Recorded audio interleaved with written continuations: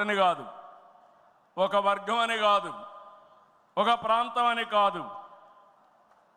ఏ అంశమైనా పసుపు జెండా పుట్టక ముందు, పుట్టిన తర్వాత అని గీత చెప్పే పరిస్థితి వచ్చిందంటే అది మీ అందరి యొక్క త్యాగాల ఫలితమేనని చెప్పి నేను మీకు తెలియజేస్తున్నా. ఈరోజు నేను ఒకే ఒక విషయం మిమ్మల్ని అందరినీ కోరుతున్నాను. మనందరం కూడా రాజకీయ పాఠశాలలో అనునిత్యం విద్యార్థులమే. నేను కూడా అనేక సార్లు చెప్పాను, నేను నిత్య విద్యార్థిగా ఉంటా, ప్రతిరోజు నేర్చుకుంటా, నేర్చుకున్నది ప్రజలకు ఉపయోగపడితే దాన్ని ఆచరించే బాధ్యత నేను తీసుకుంటానని అనునిత్యం చెప్తున్నా. ఈరోజు ఇక్కడ మిమ్మల్ని చూశాను, చాలా ఆనందంగా ఉంది. ఉదయం నుంచి మీ ఉత్సాహం చూస్తే వర్షాలు పడుతున్నాయి. చాలామంది అనుకున్నారు ఎట్లొస్తారంటే మీ దృఢ సంకల్పం వర్షం పడినా వరదలు వచ్చినా ఏం జరిగినా మహానాడు జయప్రదం చేయాలని మీరందరూ వచ్చారు.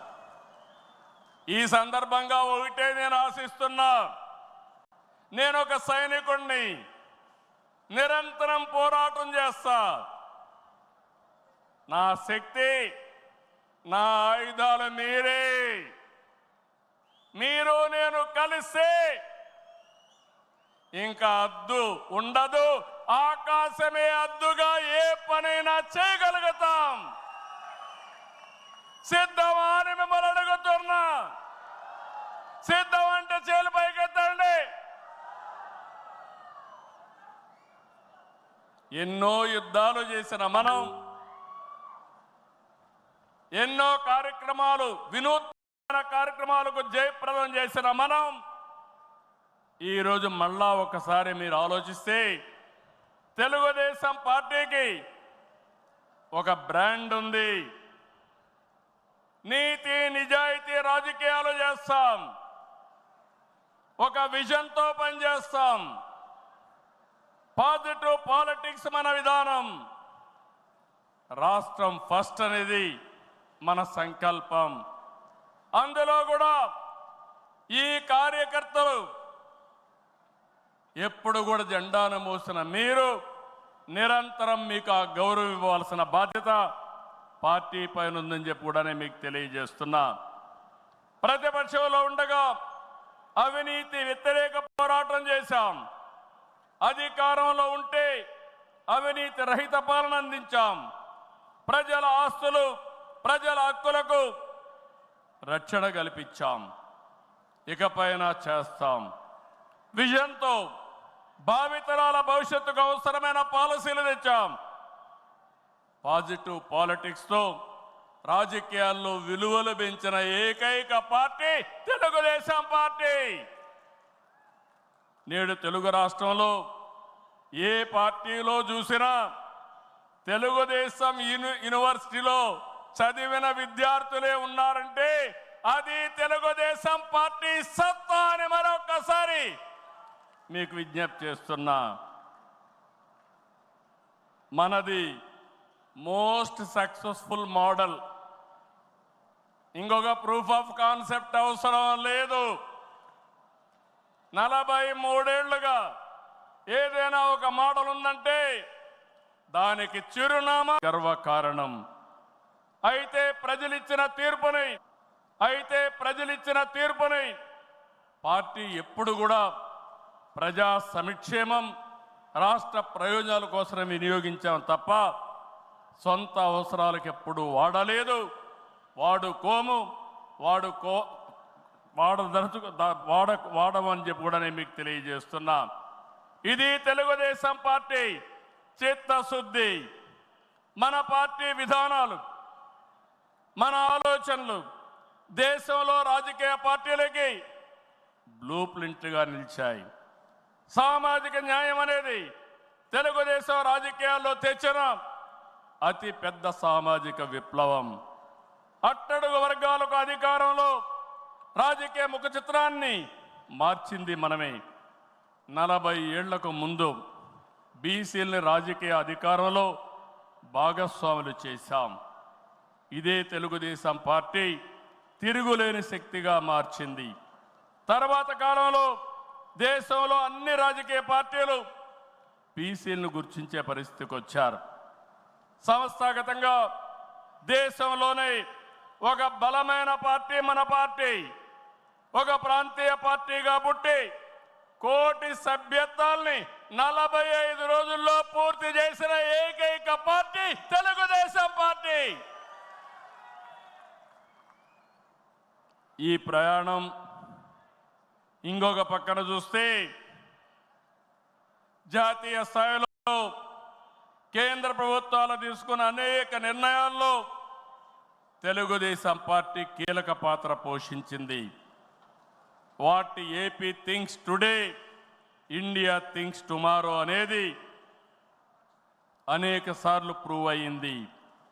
విద్యుత్ సంస్కరణలు, ఓపెన్ స్కై పాలసీ, పీపీపీ విధానాల్లో మౌలిక సదుపాయాలు, ప్రజల వద్దకు పాలన, జవాబుదారీ వ్యవస్థ, ఇలాంటి అనేక విషయాల్లో మనం దేశానికి పరిచయం చేశాం. ఈ ప్రయాణం మరింత గొప్పగా సాగాలి.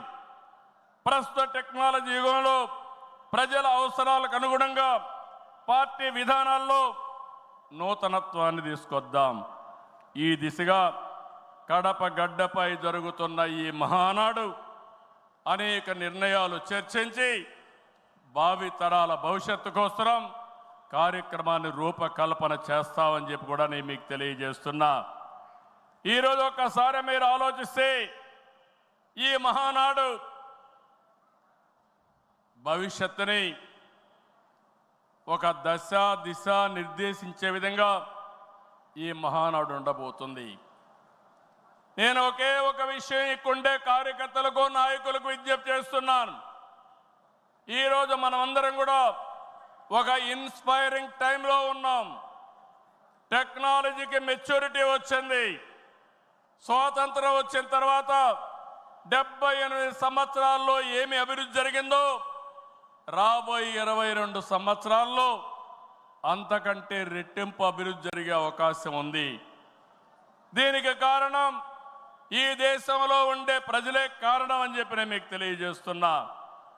ఆ దిశగా ఈ మహానాడు ఒక చరిత్రలో మిగిలిపోతుంది. 2025 కడప మహానాడు ఒక చరిత్ర తిరగ రాయడానికి దోహదం చేస్తుందని మరొక్కసారి విజ్ఞప్తి చేస్తున్నాను. అందుకే ఇప్పుడే నాయకత్వంతో మాట్లాడినాక నేను మాట్లాడిన తర్వాత లోకేష్ గారు పార్టీకి 6 శాసనాలతో ఒక బ్లూ ప్రింట్ రిలీజ్ చేస్తారు. అదే మాదిరిగా ఈరోజు రేపు మనం లా అండ్ ఆర్డర్ గురించి మాట్లాడుతున్నాం. లా అండ్ ఆర్డర్లో నేను ఒకటే చెప్తున్నాను, నేరస్తులు ఎక్కడున్నా వదిలిపెట్టే సమస్య లేదు. ఆంధ్రప్రదేశ్ అంటే నేరస్తులకు చోటు లేదు. అది నిరూపిస్తానని ఈ మహానాడు సాక్షిగా మీ అందరికీ విజ్ఞప్తి చేస్తున్నా. ఇంకో పక్క నదుల అనుసంధానం, పోలవరం పూర్తి చేసి జలహారతి ద్వారా ప్రతి ఎకరాకు నీళ్ళిచ్చి తెలుగు ప్రజల రుణం తీర్చుకునే విధంగా తీర్మానాన్ని పాస్ చేయడమే కాకుండా ఆచరణ చేస్తాం. భవిష్యత్తులో వచ్చే గ్రీన్ ఎనర్జీ, అదే మరి గ్రీన్ హైడ్రోజన్, అదే మరిగా అనేక ఇండస్ట్రీస్ని నాంది పలుకుతాం.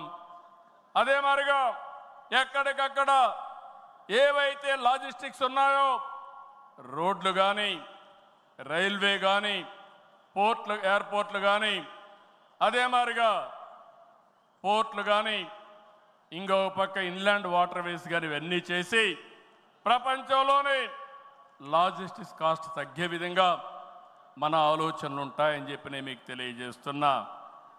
ఇంకో పక్కన మీరు చూస్తే ఆ రోజు నేను హైటెక్ సిటీతో హైదరాబాద్లో ఐటీ ప్రారంభించాను. ఈ మహానాడు ద్వారా క్వాంటమ్ వ్యాలీ ద్వారా ఆర్టిఫిషియల్ ఇంటెలిజెన్స్ కూడా ప్రాధాన్యత ఇచ్చి తెలుగు జాతిని ముందుకు నడిపిస్తామని చెప్పి నేను మీకు తెలియజేస్తున్నా. ఇంకో పక్కన ఇటీవలే స్వర్ణాంధ్ర విజన్ డాక్యుమెంట్ తయారు చేశాం. కేంద్రం ప్రధానమంత్రి గారి నాయకత్వంతో వికసిత్ భారత్ తయారు చేస్తే మన రాష్ట్రం విజన్ డాక్యుమెంట్ కింద స్వర్ణాంధ్ర 2047కి తీసుకొచ్చాం. మీరు ఒకసారి చూస్తే 2.4 ట్రిలియన్ యుఎస్ ఎకానమీ ధ్యేయంగా పెట్టుకుని ప్రతి ఒక్కరి ఆదాయం 55 లక్షల రూపాయలు ఉండేట్టుగా దాని కార్యక్రమం రూపకల్పన చేశాం. మన సంకల్పం ఒకటి, వెల్తీ హెల్తీ హ్యాపీ సొసైటీ మన విధానం. అందరికీ జీవన ప్రమాణాలు పెరగాలి, జీరో పావర్టీ మన సిద్ధాంతం. 2047కి జీరో పావర్టీ సాధించి దేశానికి ఒక దిశ నిర్దేశిస్తామని చెప్పి నేను మీకు తెలియజేస్తున్నా. ఆ తర్వాత P4 ద్వారా ఆర్థిక అసమానతలు తగ్గించే విధానానికి శ్రీకారం చుడతాం. దానికి కూడా ఈ కడప మహానాడులో చర్చ చేసి ముందుకు తీసుకుపోతాం. అందరూ ఆర్థిక అసమానతలు తగ్గించి ఆరోగ్యంగా ఆనందంగా ఉండడం మన విధానం అని చెప్పి కూడా నేను మీకు తెలియజేస్తున్నా. ఇలాంటివన్నీ మీరు చేయడానికి రాబోయే 10 సంవత్సరాల్లో రాష్ట్ర ఆర్థిక పరిస్థితే కాదు, మనం అనుకున్న విధానాలన్నీ చేసి ఆటో పైలట్లో పెట్టే బాధ్యత మనదని చెప్పి నేను మీకు తెలియజేస్తూ, అలాంటి మహత్తర కార్యక్రమానికి ఈ కడప వేదిక కావడం, చరిత్రలో చిరస్థాయిగా రాసుకోవడానికి మనం అందరం కూడా ఇక్కడ సమావేశమయ్యాం. దీని ద్వారా ప్రపంచంలోనే తెలుగు జాతి నెంబర్ 1గా ఉండేట్టుగా చేసే బాధ్యత మన అందరిది అని చెప్పి మరొకసారి విజ్ఞప్తి చేస్తున్నా. ఇవన్నీ చేసుకుంటూనే మీరు ఒక్కసారి చరిత్ర కూడా ఒకసారి చూస్తే కొన్ని కీలక అంశాలపై అందరికీ అవగాహన ఉండాలి. రాజకీయ అవినీతిని ప్రజలు పట్టించుకోరని అపోహలున్నాయి, కానీ ఇది నిజం కాదు. అందుకే అవినీతిపై టీడీపీ ఎల్లప్పుడూ పోరాడుతూనే ఉంటుంది. పోరాడాం, మళ్ళీ పోరాడుతూనే ఉంటాం. 4 దశాబ్దాల ప్రయాణంలో అవినీతి పైన రాజీ లేని పోరాటం చేసిన ఏకైక పార్టీ తెలుగుదేశం పార్టీ. ఉమ్మడి రాష్ట్రంలో మీరు ఒకసారి చూస్తే 84లో ప్రజాస్వామ్య పరిరక్షణ ఉద్యమం నుంచి నిన్నటి వరకు విధ్వంస పాలన వరకు మరువలేని పోరాటాలు చేసిన పార్టీ తెలుగుదేశం.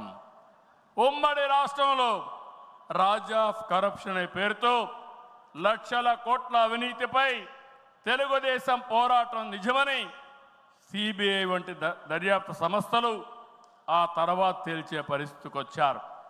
అది మన క్రెడిబిలిటీ. మనం ఎప్పుడు కూడా ఆరోపణలు చేయం. వాస్తవాల్ని దృష్టిలో పెట్టుకుని ఎవరు ఎక్కడ అవినీతి చేసినా చివరి వరకు పోరాడిన ఏకైక పార్టీ తెలుగుదేశం పార్టీ. హైదరాబాద్లో ఔటర్ రింగ్ రోడ్డు కానీ, వ్యాన్పిక్ సిటీ కానీ, హిందూకి ఇచ్చిన భూములు కానీ, లేపాక్షి భూములు కానీ, ఇలాంటివన్నిటిపైన మనం పోరాడాం. దాని పర్యవసానం తర్వాత ఇన్వెస్టిగేషన్ ఏజెన్సీని ఒప్పుకునే పరిస్థితికి వచ్చారు. ఓబులాపురం ఆక్రమ మైనింగ్పై మనం చేసిన ఉద్యమం నాడు దేశంలోనే ఒక సంచలనం. ఓబులాపురం అక్రమాలు నిజమని 10 ఏళ్ల తర్వాత కోర్టులు కూడా గుర్తించాయి, నిందితులకు శిక్షలు వేశాయి. మనం చేసిన ప్రతి పోరాట ఫలితం నేడు కళ్ళ ముందర కనపడుస్తుంది.